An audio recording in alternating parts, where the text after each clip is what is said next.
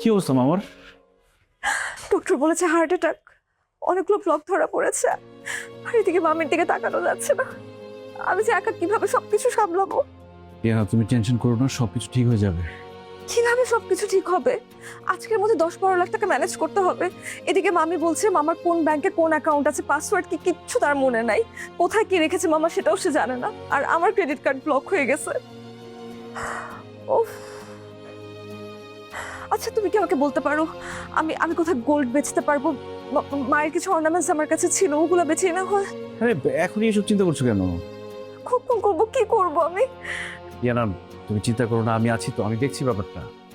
কি দেখবে তুমি? তুমি যে এসেছো, তুমি যে আমাকে মেন্টাল সাপোর্ট দিচ্ছ, এটাই তো আমার জন্য যথেষ্ট অভিজ্ঞ। তুমি জাস্ট আমাকে একটু আইডিয়া দাও যে আমি কোথায় এখানে অর্নামেন্ট সেল করতে পারবো, গোল্ড কোথায় আমি সেল করতে পারবো। ইয়ানা একটু শান্ত হও, এইভাবে তাড়াহুড়ো করে গোল্ড সেল করতে গেলে ভালো দাম পাবে না। আর তাছাড়া তোমার মায়ের শেষ স্মৃতি, তুমি সেল করবে কেন? আমি জানি সেগুলো আমার জন্য কত প্রেশিয়াস। এই মুহূর্তে মামার লাইফ আমার কাছে সব থেকে বেশি প্রেশিয়াস।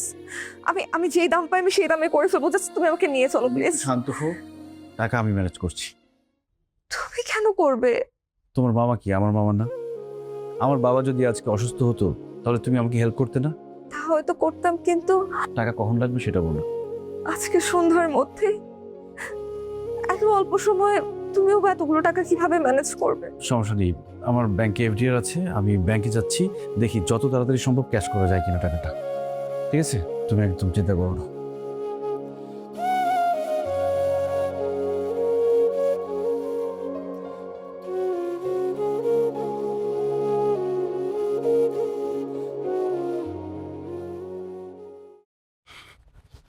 পেলা, এই যে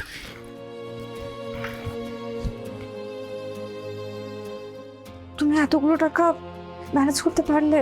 কোনো সমস্যা নেই, ধরো।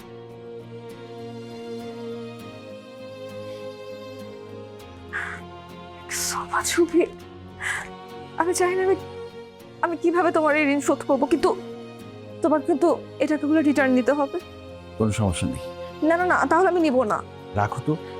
এখন কোথায় মামা? মামা কি অবস্থা? আমাকে ওটিতে ঢুকানো হয়েছে। ও ঠিক আছে, আমি একটু টাকাগুলো দিয়ে আসি।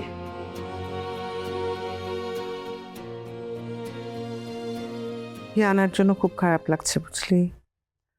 মেয়েটার বাবা মা নেই, শুধু মামা মামি আছে। মামা অসুস্থ। তুই কিন্তু কালকে অবশ্যই হাসপাতালে যাবি, আর যখন যাবি আমি ওদের জন্য একটু খাওয়া রান্না করে দেবো। হ্যাঁ ঠিক আছে। ঠিক আছে, আল্লাহ ভরসা সব ঠিক হয়ে যাবে।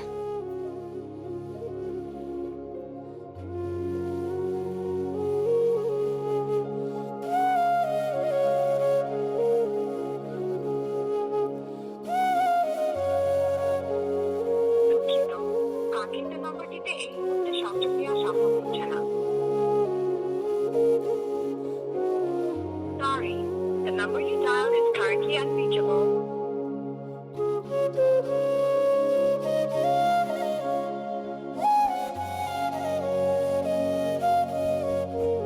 আসসালামু আলাইকুম। আচ্ছা, ওই রায়হান হাসান নামের একজন পেশেন্ট হার্টের ব্লক ধরা পড়েছে, কালকে অপারেশন হয়েছে। উনি কোন রুমে আছে একটু বলতে পারবেন? একটু সময় দিবেন, আমি চেক করে জানাচ্ছি। হ্যাঁ সরি স্যার, এই নামে কোনো পেশেন্ট আমাদের এখানে অ্যাডমিট ছিল। কি বলেন? আমি কালকে এসেছিলাম। পিয়ানা নামের একজন অ্যাটেন্ডেন্ট ছিল, একটু ভালো করে চেক করে দেখবেন। স্যার আমাকে একটু সময় দিবেন, চেক করে আপডেট দিচ্ছি। হ্যাঁ স্যার, লাস্ট 3 days আমাদের এখানে এই নামে কোনো পেশেন্ট অ্যাডমিট ছিল না। ঠিক আছে। এই স্যার,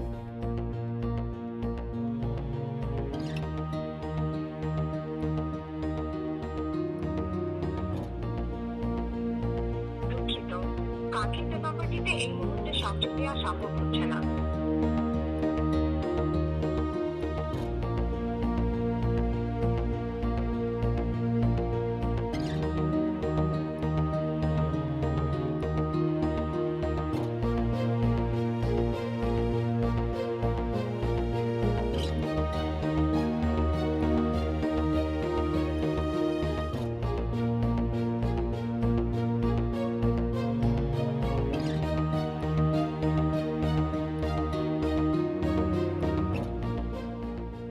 কার কাছে যাবেন? পিয়ানাদের বাসায় যাব। ওরা কি বাসায় আছে? তারা কেউ নাই। ও, পিয়ানার মামা তো অসুস্থ, আপনি কি বলতে পারেন কোন হসপিটালে ভর্তি? কিসের অসুস্থ, কোন হাসপাতালে ভর্তি? সে দিব্যি সুস্থ মানুষ। গতকাল রাত্রে তারা তাড়াহুড়া করে মাল সামানা নিয়ে বাসা ছেড়ে চলে গেছে। মামা নিজ হাতে সব মালগুলি গাড়িতে তুলছে। কি বলেন? জি। আচ্ছা, ঘটনা কি আপনার ওই ব্যাপার নাকি? জি। সকাল থেকে অনেক মানুষ এইখানে আসছে, তারা সবাই বলা বলি করতেছে তারা পিয়ানাদের কাছ থেকে টাকা পায়। দু একজন তো আমারে হুমকি ধামকি দিছে যে টাকা না পাইলে তোরে পুলিশে দিমু, তোরে তুলে নিয়ে যাবো। কোন তো স্যার, আমি গরিব মানুষ, আমি কই থেকে টাকা পয়সা পাবো? আর এগুলির সাথে কি আমি জড়িত? আমি যদি আগের থেকে জানতাম তারা এই অপকর্মের সাথে জড়িত, তাদের তো বাসার থেকে বাইরে হইতে দিতাম না। সব মাল সামান সহ তাদের আমি আটকায় রেখে দিতাম। স্যার, আপনিও কি টাকা পয়সা পান নাকি?